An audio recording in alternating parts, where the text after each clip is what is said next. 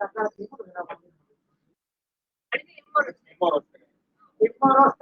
of computing.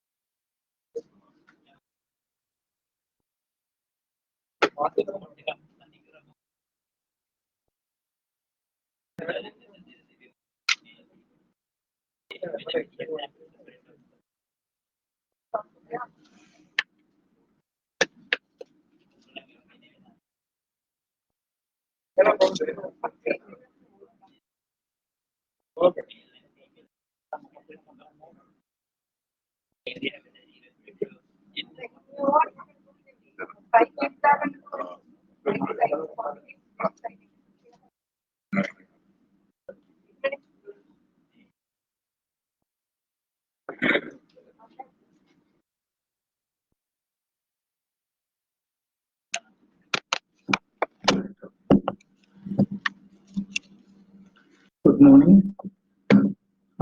Welcome to CME lecture series organized by the Canadian Society of Medicine. Before I introduce the speaker, I want to do some announcement. One, actually, our annual academic session is going to be on 7th, 8th, and 9th of April this year. We are calling the abstract. We extend the abstract for deadline up to the Friday of this month, that's the end of this week.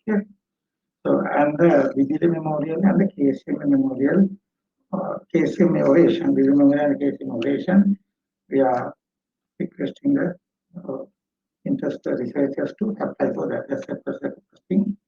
Second thing, actually, we are planning to organize a certificate course on radiology on 16th of February for early awareness, and another workshop on the March that will be informing to us there. Second, next, we are going to organize a joint session with the Kurunagala Clinical Society on 9th of February. I want to take the KSM out of Candid. That's what I'm doing as a national organization. So we have the CME program, that's CME program in Kurunagala. Negative, I have to remind you there are two books I'm reminding. The book written by the Dr. N Rathnathunga and the book written by the Dr. Deepa Gunawardena on ECG. Sir has written on his experience on the surgical thing, various historical events. It's available in our KSM office, and you can buy and help these writers. And so Rathnathunga's book, all the money is going to finally to the I think going to give to PEMSA. That's what I heard about it. And reminding your KSM Thailand T-shirt, also you can help us to, you can buy and help the KSM to move this thing. Now with that, I think now this is our another session on the COVID. KSM has organized two symposia on COVID last year to update the various aspects of the COVID, and we conduct the webinar jointly with the Sri Lanka College of Pulmonology, again on COVID. We have done a lot of awareness program on COVID, symposia as well as a webinar. Today, we are going to another aspects of the COVID, immune response to COVID-19, what we know. So our speaker, Dr. Champa N Rathnathunga, MBBS, MSc, and MPhil and PhD.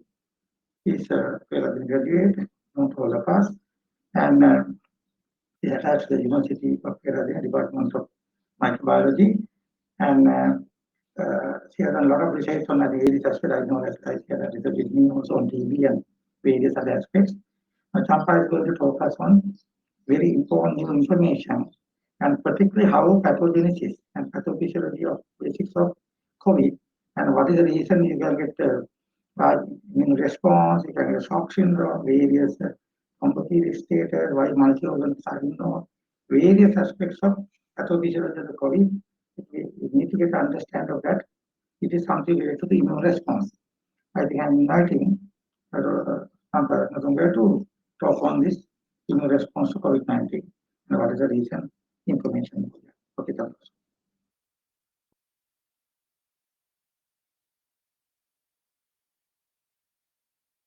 Thank you very much, sir, and thank you to the Kennedy Society of Medicine for the invitation. I'm very happy to be here. I am an immunologist. I am primarily a flow cytometrist attached to the University of Peradeniya. So when I was given this invitation, I was asked, I thought I'd do a bit about the immune response to COVID-19 because it is the primary subject of interest these days. I will touch a bit on the pathology, but mostly I'm going to talk about the T cell and B cell responses and what we know about the responses and how we can interpret the responses in the current scenario. I'd like to acknowledge two sources. I have taken much of the information from a WHO presentation on immune response and a Mission National Scientific Update to COVID-19. These are two recent updates, and that's where I got most of the information from. So the current global situation is that there have been more than 100 million infections, more than 2 million deaths, and the infections are not limited to the developing world. They are going across borders, developing world, everybody is affected. Sri Lanka is obviously no exception. We are also heavily affected, perhaps not as badly as some other countries, but we've had almost 60,000 cases, 288 deaths as of yesterday. Our death mortality rate is not as bad as in some countries. Why this is, we are still not sure. But we do have variants that are going around in other countries coming to Sri Lanka as well. Now, a few facts about the epidemiology that we need to understand before going into the immunology. The median incubation period for this infection is about 5 days. The initial basic reproductive number, that is the number of people who can get infected, is between 2 and 6 before control measures are taken. So I must again state that the control measures people take, that is wearing a mask, hand hygiene, social distancing, are among the most important things that people can do to bring this reproductive number down, far more than counting on an immune response or counting on a vaccine to do that work for us. The social distancing measures are the most important thing that we can do. Pre-symptomatic, this is one of the biggest problems. Pre-symptomatic transmission is about 44%, and that is one of the biggest problems we have with controlling this infection. Infectiousness quickly declines within 7 days of symptoms. So after that, the patients may be PCR positive, but their infectiousness is actually much lower. And about the current estimates is about 20 to 30% are asymptomatic infections. Of the symptomatic patients, about 40% are mildly symptomatic with no hypoxia or pneumonia. 40% are moderately symptomatic with non-severe pneumonia. And it is about 15% who we will see with severe disease, including severe pneumonia, and about 5% end up with the critical disease with life-threatening complications. So this is the distribution of disease that is seen globally. Now, the distribution of disease that we see in Sri Lanka might be slightly different. Again, the reasons for this, we don't know because we have not, at the moment, there is not much work going on about the pathology of COVID-19 in Sri Lanka. Now, that distribution, if we look at the actual viral dynamics that are going on in a given person, you can see in the red line here that viral isolation from the respiratory tract. And when I say viral isolation, I mean culturable virus. Viable virus is present in a person about 7 days before symptom onset to about 7 days after symptom onset. And that is what is shown with the red line here. And you can see in the blue and the pink lines are the nasopharyngeal and the bronchoalveolar lavage PCR. So the PCR also becomes positive fairly early, but the PCR positivity goes on till fairly late. Sometimes there are people who have PCR positivity even 50 and 70 days onwards. Now, PCR positivity alone does not mean that there is viable virus in the patient. It just means that the genetic material is there for us to detect. It does not mean that this person is infectious. So you can see that PCR positivity can go on for a while. Now, this is one of the reasons why in places like Hong Kong, PCR positivity or PCR negativity is not taken as a criteria for discharge. We, I think, are still keeping patients till PCR is negative for discharge, but that is in other countries, this is not taken as necessary because these patients are not necessarily infected.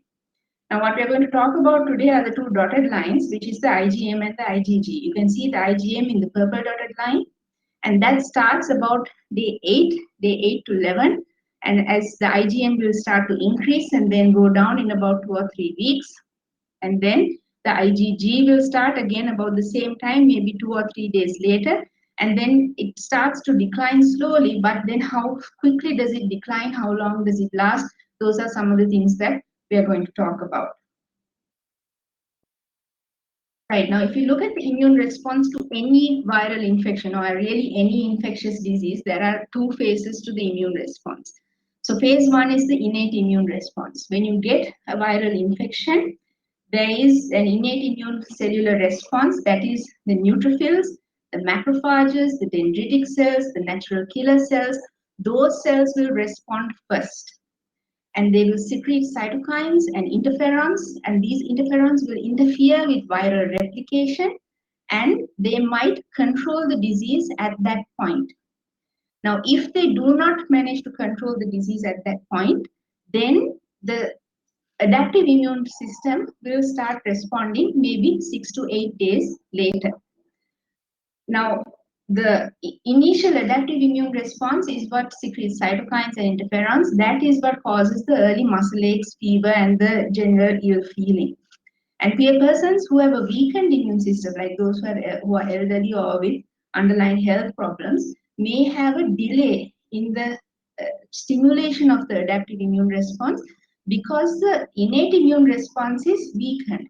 And the innate immune response is what stimulates the or triggers the adaptive immune response to start.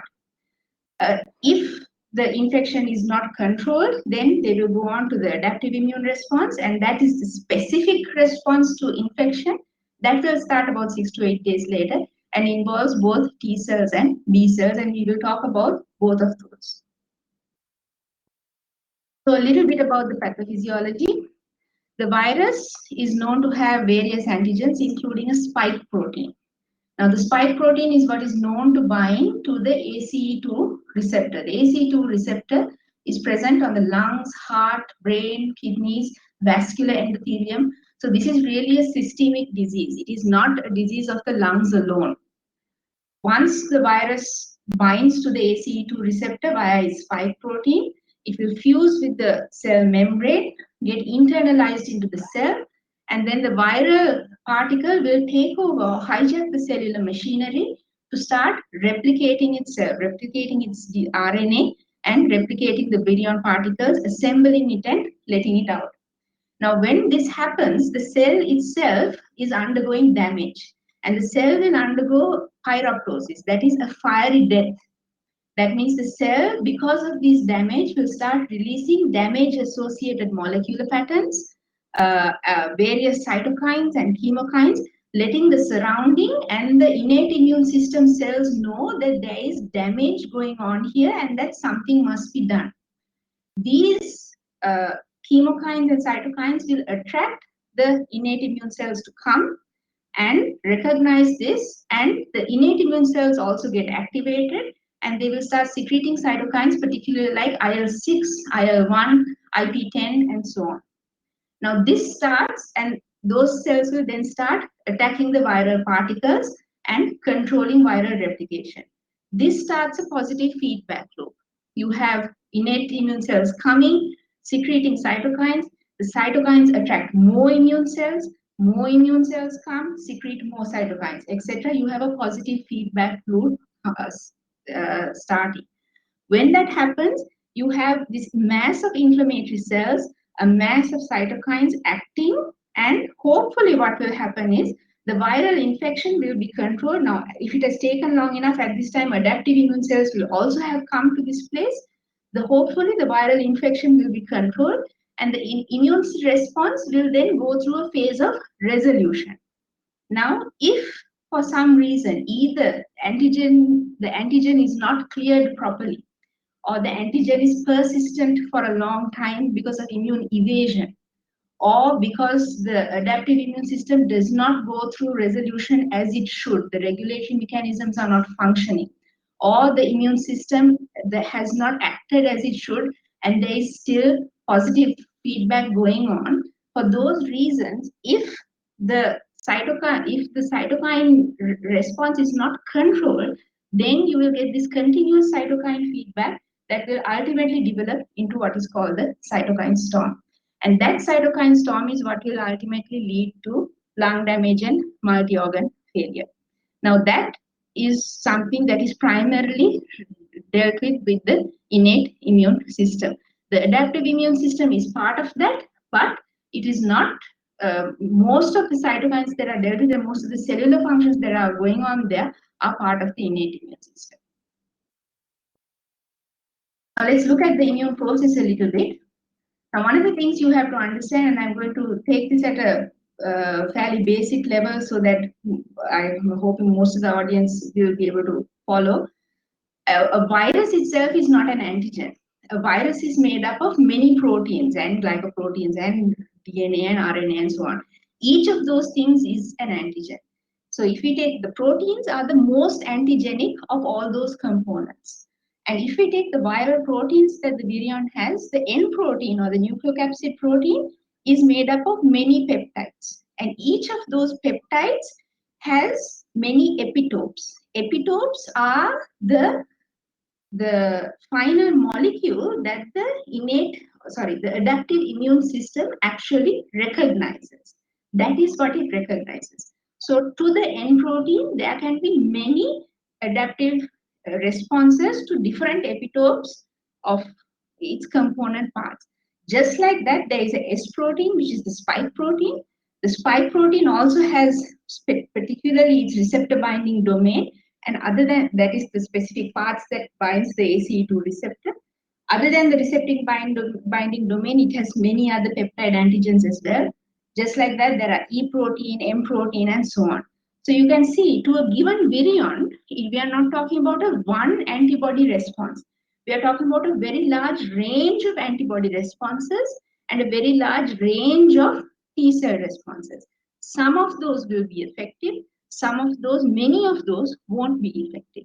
And when we talk about antibodies, we need to understand which of those will be and which of those won't be. So what happens when, now this is again basic immunology, what happens when, as I said, the antigen enters the cell? This is taken up by antigen presenting cells, phagocytosed into its various peptide or epitope parts, presented to T cells, naive T cells at the lymph node, and each T cell has a unique T cell receptor, And so as the antigen presenting cell goes around presenting the antigen to each T cell, one of those T cell will recognize that antigen. And that will happen for each of the different antigens that are being presented. When the recognition happens, the T cell gets activated to proliferate and create more T cells that have the same receptor, and also activated to start doing its effector functions, which might be secreting cytokines or being cytolytic. So you have the immature T cell that has recognized its antigen. If it is a CD4 T cell, it will become a mature CD4 T helper cell that has specific functions. It might become a mature, if it is a CD8 T cell, it might become a mature CD8 T cell that has specific functions. So once they activate, the CD4 T cells particularly help the CD8, the B cells to form antibodies. Particularly, they help the B cells to class switch to go from IgM to IgG secreting cells. The CD8 T cells will be cytolytic. That is, they go and directly attack the infected cells. So as the innate immune system tends to attack cells non-specifically. These cells, on the other hand, are able to go and specifically recognize the infected cells because the infected cells are displaying the antigen on their surface, the infected antigens on their surface. They go and specifically recognize the infected cells, attack those cells by secreting perforins and so on, and then move on to the next cell, right? So those are the basic, that's the basic immunology part. So basically what we're looking at is antigen-specific T cells. This is in the COVID-19 immune response. We're looking at antigen-specific T cells that produce cytokine against the virus. It could be interferon gamma, it could be many other things. They could stimulate other cells to increase their antiviral activities, particularly CD4 T cells, and they are also cytolytic to infected cells, that is the CD8 T cells. The antibodies producing B cells produce antibodies that are specific to the virus. Again, they first secrete IgM in the primary immune response, and then they, with the CD4 help, they can class switch. They might class switch to IgG, they might class switch to IgA, mostly IgG though. Right. With that introduction, I'm going to show you some of the studies that have been done. Now, the first part will be on T cell work. So in this particular study by Lebert, this is to show that there is T cell responses in COVID-19.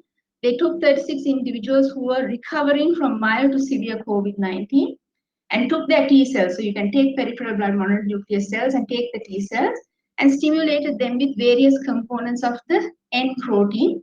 And all those people had T cells that were responsive to those N proteins, which means that everybody who gets a COVID-19 infection is generating an immune response, a T cell based immune response to at least some of the structural proteins of COVID-19. Now, this is important because it means that a T cell response is there in COVID-19, which is something that is not always there in viral infections. But this means that a cell-mediated response is present, and it also means that if you are aiming at a vaccine should also have a cell-mediated response if it wants to mimic a natural infection. Now, later on, other groups have gone on to show that spike protein, T cell responses against spike proteins are also present.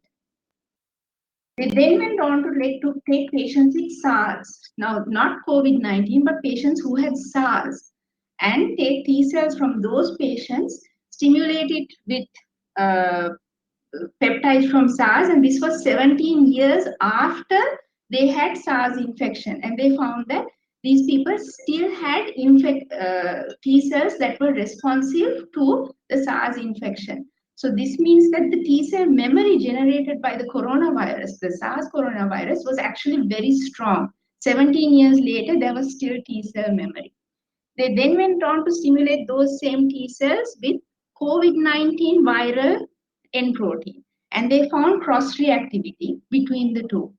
So then they said that part of the response to COVID-19 could be, or probably is going to be, cross-reactive T cells that from other viral infections, particularly SARS, and it made them hopeful that patients with COVID-19 would develop long-term immunity because similar viruses have done that.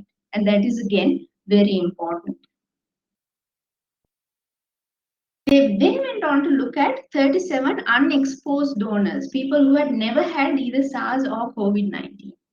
And in them, they again looked at the various peptide components of the N protein and looked at whether there was an immune response to this. And they found, surprisingly, that 19 out of the 37 did in fact have interferon gamma responses to those peptides. And what they looked at to mean was that it is likely that the common cold beta coronaviruses are causing cross-reactive T cells that are multi-specific, that are able to respond to other beta coronaviruses like the SARS virus to occur, and it is possible that they will provide us some amount of protection, maybe not complete protection, but at least some amount of an immune response when people get SARS COVID-19 infection.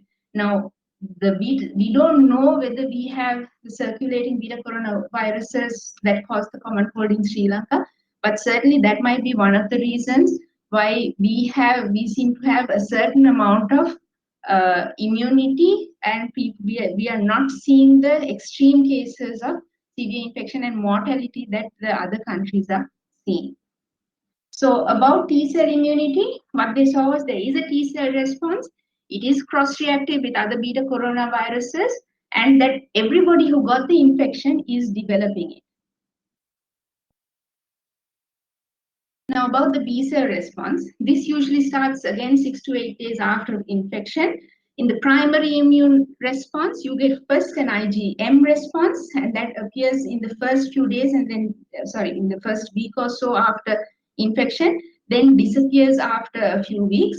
Then you get an IgG response produced about the same time in COVID-19. So it's only a few days apart, the IgG and the IgM. And then then the titers or the levels rise, and usually it will last for months to years in most infections. This is one of the questions we have with COVID-19. We don't know how long the antibody response lasts. In memory, concerning memory cells, now once you get this primary infection, like your COVID-19 patients, once they get this primary infection, they will have a large set of effector B cells and T cells activated and in their body. At the end of the infection, most of these effector cells will die and some proportion of them will become memory cells. Those memory cells, hopefully, at the end, when they are faced with the next infection, will generate a secondary immune response. And the secondary immune response will be faster, higher, stronger than the primary immune response in terms of both B cells and T cells. And that will result in protection. This is what we are trying to do with the vaccine. With the vaccine, we get the first exposure, and the subsequent exposures in the natural world, hopefully, we will be immune to. That is what we are trying to do. Now, there are a few critical aspects that we need to think about when we talk about antibodies. One thing is the quality of the antibody. Do antibodies neutralize the virus? That is, do they either block it from entering the cell? Do they block it from multiplying? Do they block it from being released from the cell? Just because an antibody is present doesn't mean that it actually works to neutralize the function of the virus. Those are two different things, right? Antibodies, as I said, can be produced against many different components of the protein. All those protein components, as I said, they can develop. But only some will be neutralizing antibodies. Others will not be. Then we need to talk about the quantity. How high was the quantity of antibodies produced? Then the duration. How long will these antibodies that were produced last after infection? So these are all questions that need to be answered.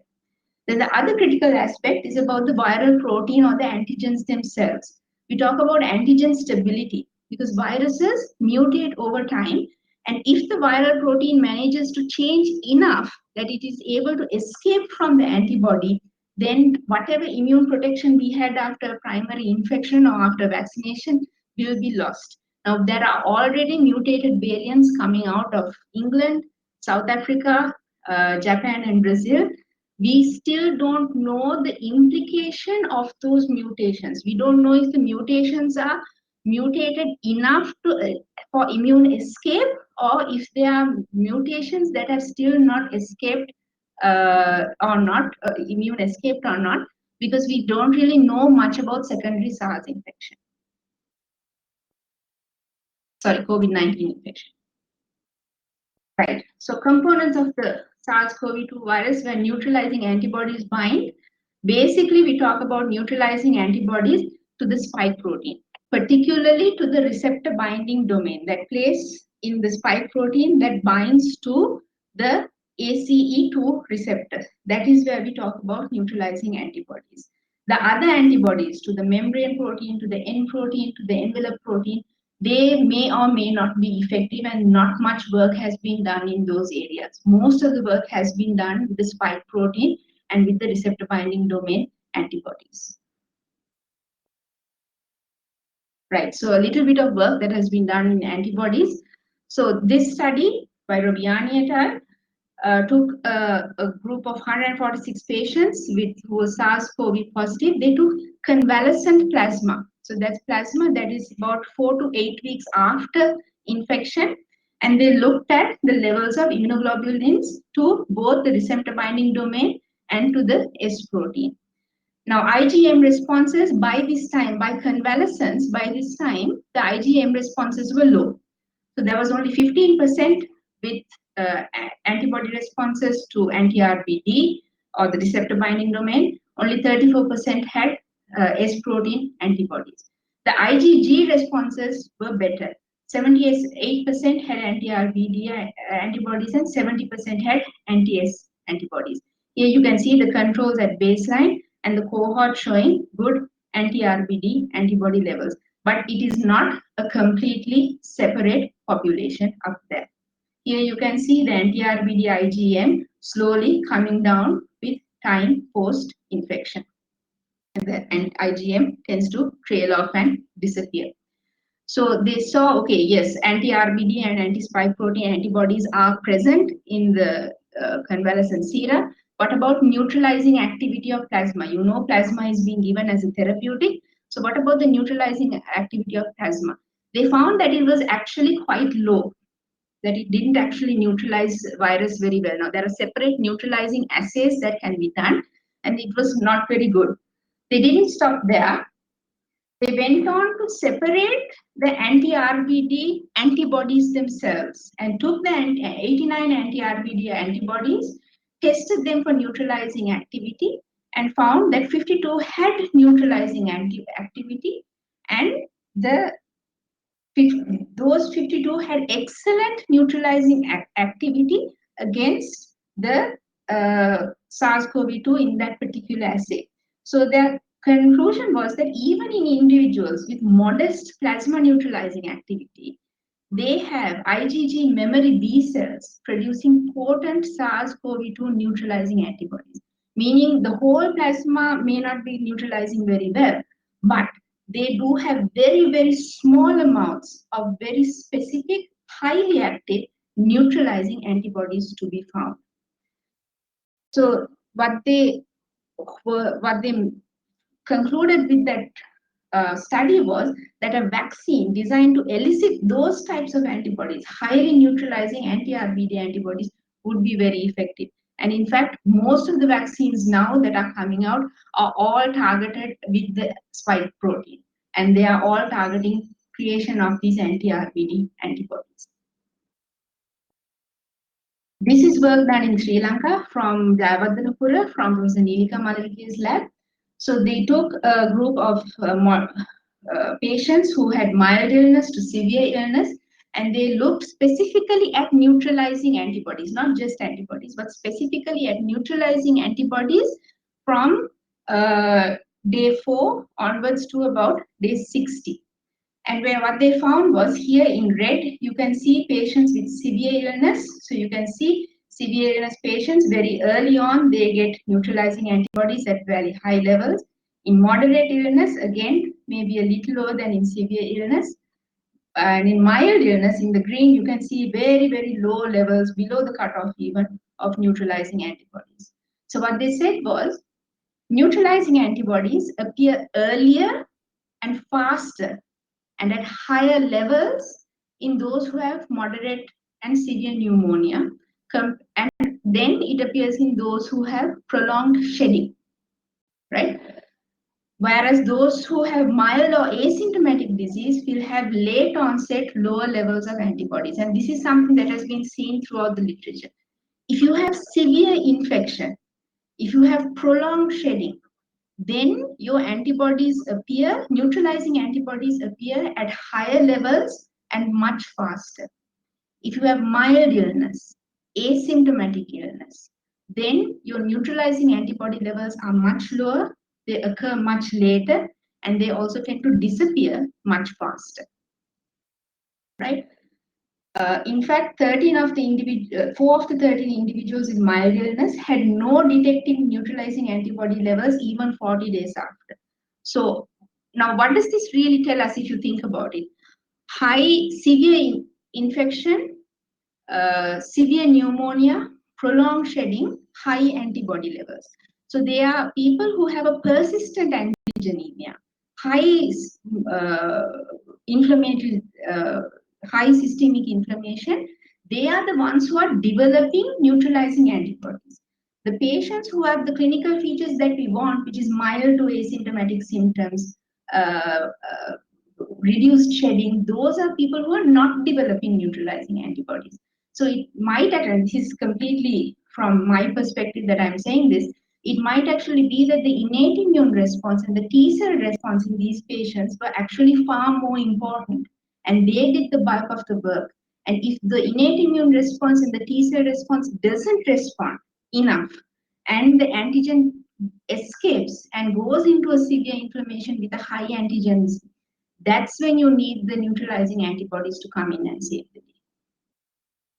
So prolonged shedding had higher levels of neutralizing antibodies than those who cleared the virus, and the neutralizing antibodies in such prolonged shedders appeared early. This is also something that is seen in the literature, that if prolonged shedders have high neutralizing antibody titers, and it appears much earlier.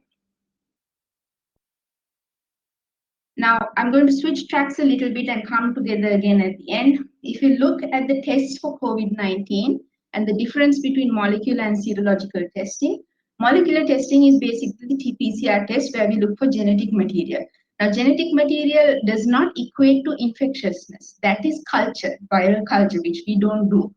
PCR just says the genetic material is there. Serologic tests where we're detecting antibodies, not the rapid antigen test, but rather the antibody test, may indicate that a person has had infection with the virus in the past. But most tests do not differentiate between neutralizing and non-neutralizing antibodies. So just because you have the antibody doesn't mean that it's neutralizing. The rapid antibody test will not even tell you the quantity. It will just tell you a positive or a negative. There are tests that can do titers as well as neutralization assays, but those are done only in research laboratories at the moment. So what does a positive test really tell us? It says the person was infected in the past with COVID-19. If IgG and IgM are both positive, it says that it was relatively recent, within the past few weeks. If it was only IgG, then the infection occurred more than a few weeks ago, and the IgM has had time to disappear.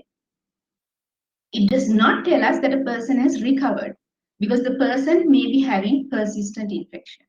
And it does not tell us that those antibodies are neutralizing. And it does not tell us levels unless a specific assay has been done. So if you look at some of the studies on immunological assessment, this is a study on 37 patients who had asymptomatic infection and mild symptomatic infection. I'll skip this part in the interest of time, but go on to this. Basically, this is in the acute phase in 3 to 4 weeks after exposure. IgG positivity rates were similar in the two groups. Positivity rates similar in the two groups. But the IgG levels in the asymptomatic group were lower. These again showing the same thing. IgM levels on the other hand were similar in the two groups. Same group, convalescent sera, so that's 8 weeks after exposure, there is a decline in IgG. This is again important. So in asymptomatic patients, they have low IgG positivity. 8 weeks later, that IgG positivity disappears, right? So this is in the acute phase where they had reasonably similar positivity rates. In the convalescent phase, asymptomatic and symptomatic, you can see 40% of the asymptomatics have become IgG negative, whereas only 30% of the symptomatics had become IgG negative. And it was similar with the neutralizing antibodies. Asymptomatics lost their neutralizing antibody capacity fast. The symptomatics didn't lose, they did lose, but they didn't lose it as fast. So we are seeing antibodies that come early, last for a bit longer, and neutralize for a bit longer in patients with symptoms. And we are seeing antibodies that rise late, last for much shorter, disappear much earlier in the asymptomatics. Right? Now, these have consequences for seroprevalence studies, right? The low seroprevalence studies, and it's decreased within, this happened within 2 months after infection, highlights the limits of serology as a diagnostic and in times of surveillance. So in actual fact, what does a negative antibody test tell us? It could mean that the person was never infected. It could mean that the person was very recently infected, that is within the last 14 days, and therefore there has not been enough time for there to be an immune response. It could mean that the person was infected, mounted an antibody response, but that the antibody levels are below the level of detection at the time of the test. That means they've risen and now they've dropped off, and so you can't find it anymore. Or the person was infected, but cleared the virus without mounting an antibody response, and that is using only the innate and the T cell immunity. Now, that's not actually been documented, but it is a possibility. Therefore, a negative antibody test does not tell us whether a person is susceptible to infection, has had an infection, or is going to have an infection or not. What do we actually know about the immune response to COVID? We know that most patients who recover have antibodies to COVID-19 detectable in their blood. We know that most patients have some antibody. It may not be spike antibody, it may not be RPD antibody, but some antibody is detectable in the blood.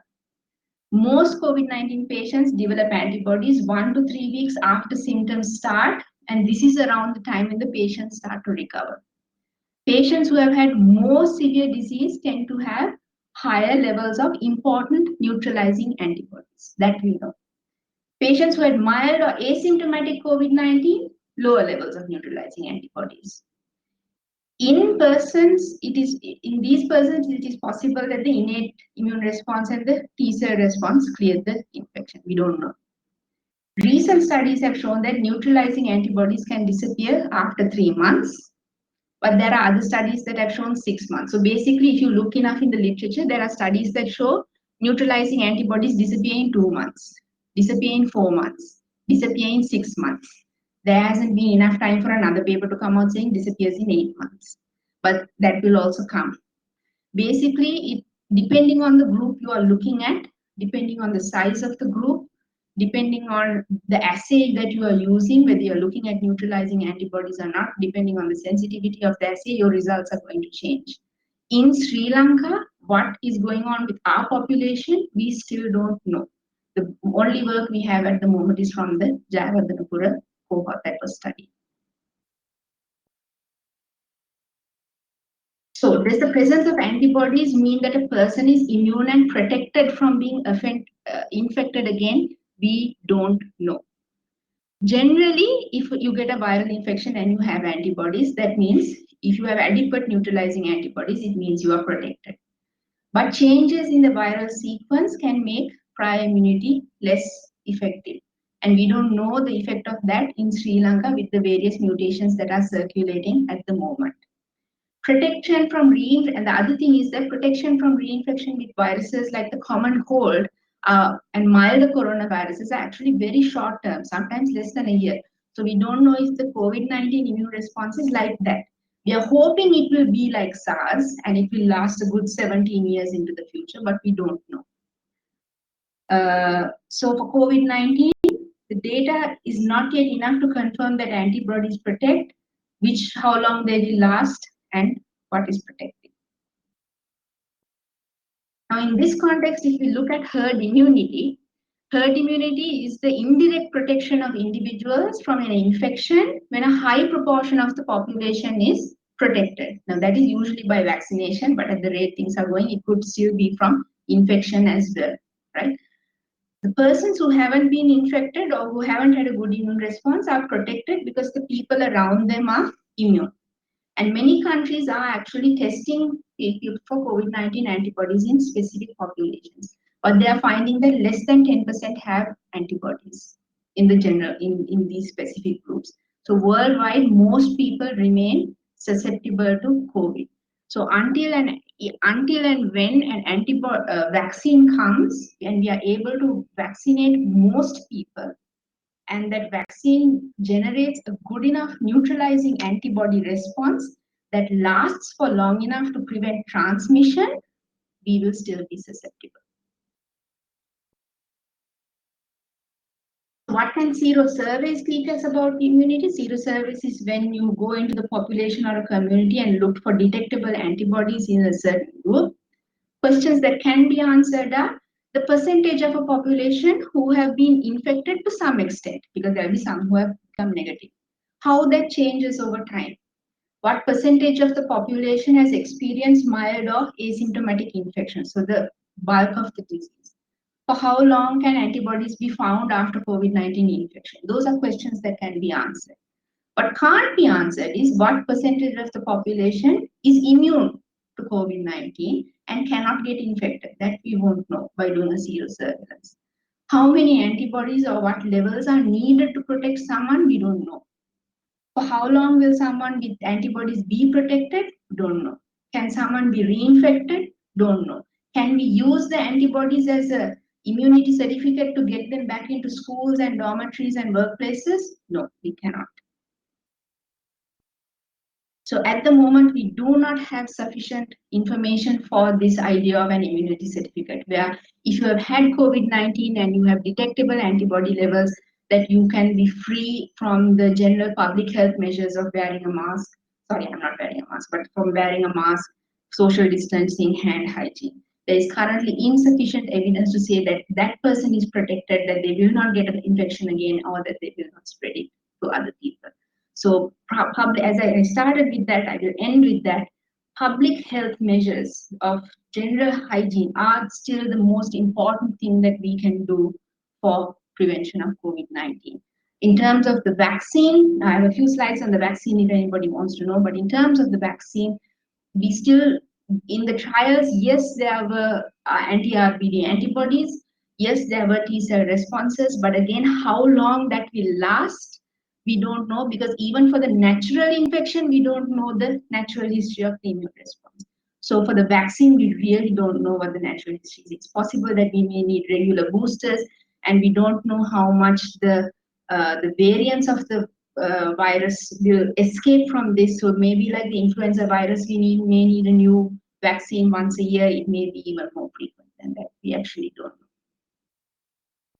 Thank you. So I'm going to end there, and I'm happy to take questions if there are any.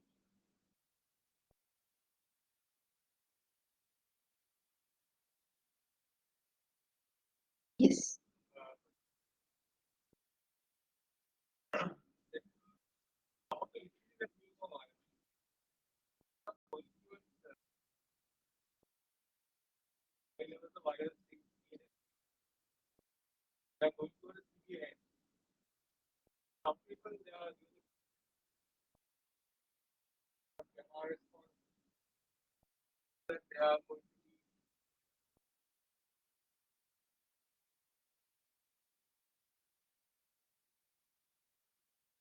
Yeah, so if I summarize again, I mean, by now we know actually certain phenotypes of patients who are responding with high levels of IL-6 and IL-8 and TNF-alpha.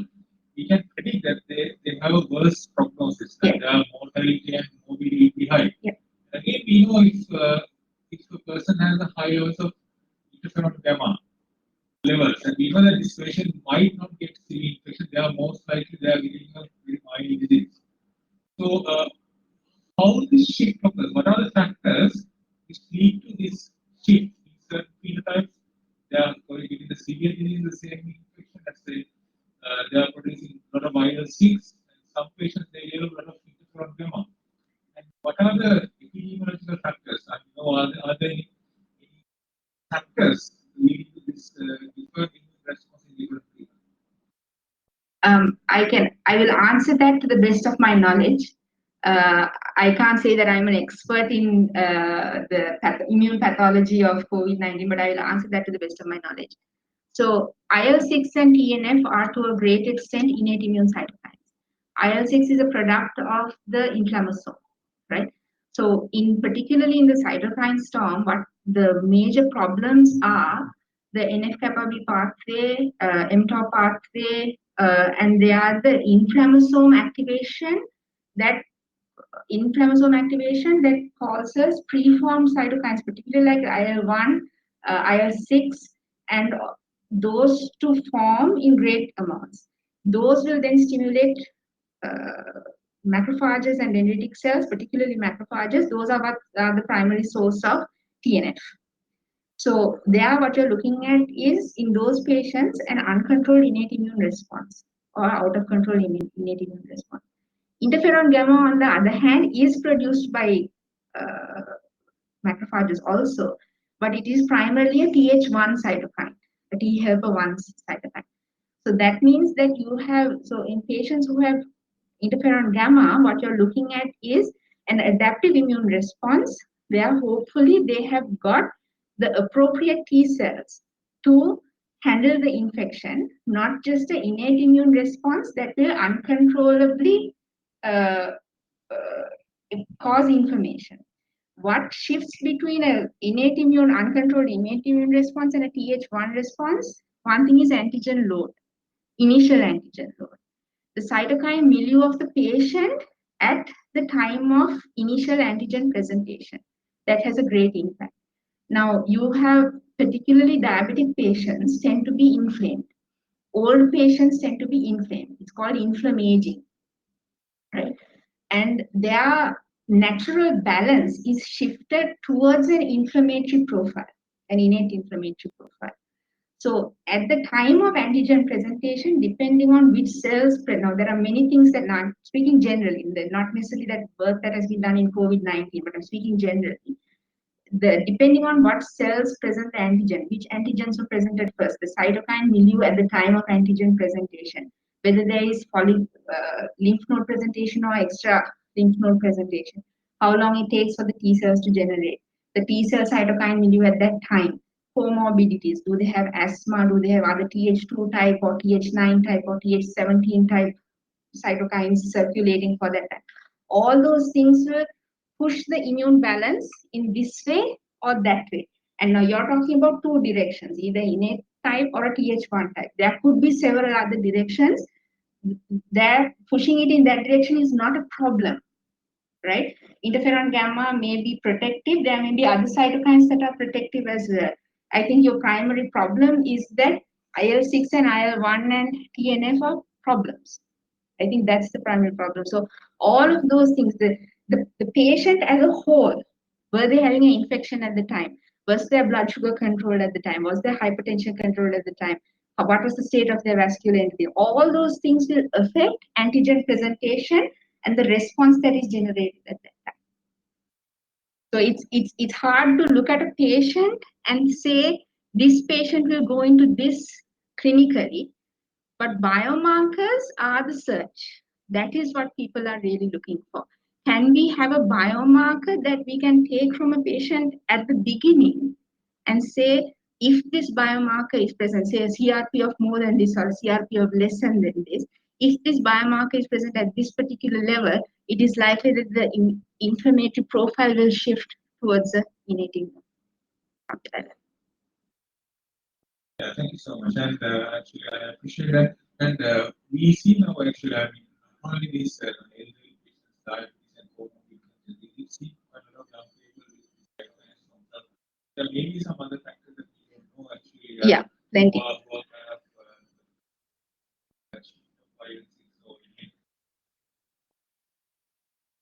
Plenty, because like the other major factor that people have talked about are the complements and autoantibodies to interferon gamma. Now, autoantibodies to interferon gamma was one of the things that they had found, particularly in the East Asian population. We don't know the prevalence in Sri Lanka. But if you have autoantibodies to interferon gamma, that will automatically knock off many of your interferon gamma related pathways. That had been found in like some 10% to 12% of people who went into severe COVID-19 in one particular cohort. So like that, now they are not normally symptomatic because of this. So they were found to have this because of this. So like that, there are many possible underlying reasons. The state of the vascular endothelium, state of complements, all those things could possibly affect. Thank you.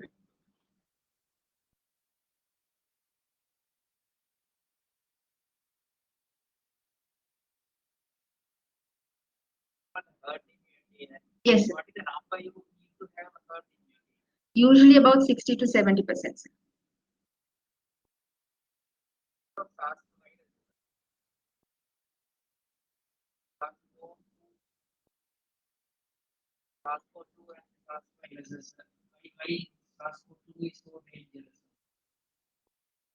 It's not that SARS-CoV-2 is it's just transmissible. SARS actually had a higher mortality.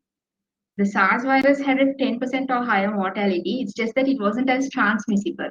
So transmission of SARS occurred after symptoms, and the transmissibility of it was actually much less. So the public health measures that were taken were able to isolated to its origin, and therefore it didn't spread as much. Even MERS has a much higher mortality. But again, transmissibility was much less. This virus is mortality is high comparatively. I mean, it's not a common cold, but it is not as the mortality is. I mean, is around 2%, depending on the population, 2 to 6%.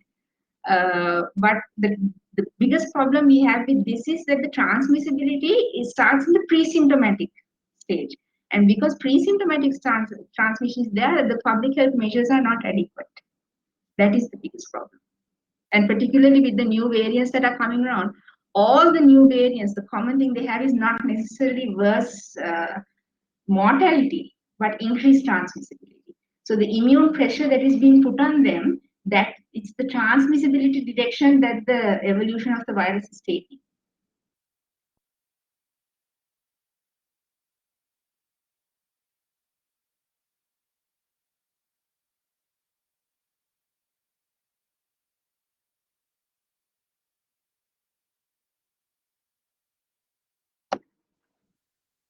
In the absence of any question, actually the lecture, but whatever to realize is that after listening to wonderful lecture, you still need more time to understand about the COVID.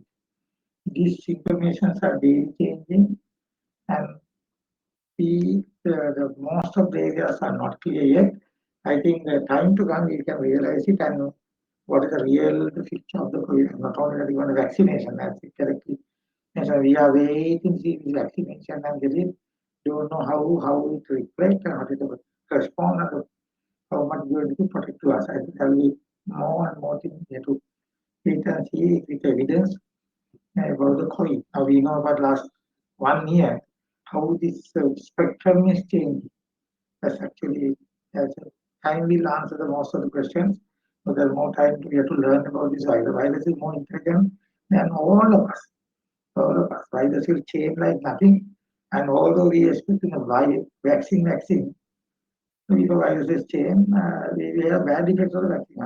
Like some people mostly don't know what is going to happen. Then again, before we conclude, just be reminded about the 2 books written by our Rathnathunga and the Deepagunwani, in KSM, and by the books. And remember our scientific session, annual academic session. I'm requesting some abstract. We issued a lot, but I want to encourage more abstract submission, oral and the posters before end of the week. And the 2 orations, Vivian Memorial as well as a KSM. With that, I must thank Dr. Champa N Rathnathunga. He has a very good immunological basis to understand, even the medical student can understand this lecture and what is the real immunology behind the pathophysiology of the COVID. It's very important as a physicians, all of us, to understand this, then to decide on our management skills and management strategies.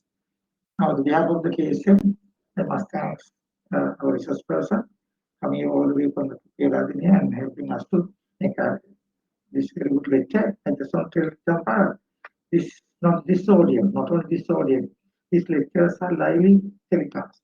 And a person who having the KSM member who has a Facebook, YouTube, and they are through our web, most of them can listen to your lecture, and most of them are actually listening because of the current situation. They are not encouraging everyone to be here because of the current situation.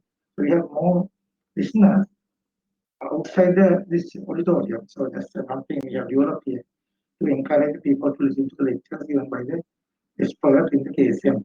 So thank you very much. We have the KSM and our participant. I must hand the certificate of appreciation.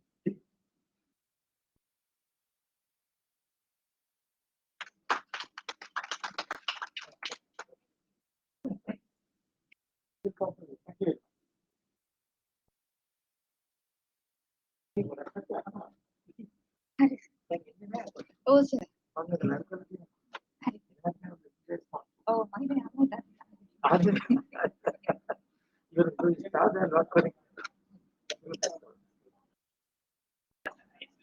Yeah. You did it wrong. I think even the medical person, even we can understand, but medical person will understand. Anyway, this is we are all right. All right. Medical person will understand this.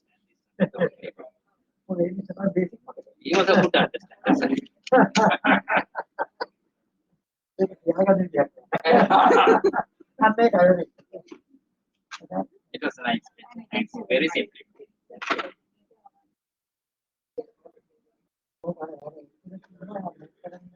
I always tend to feature in my things and my all the feature cadence are also listening.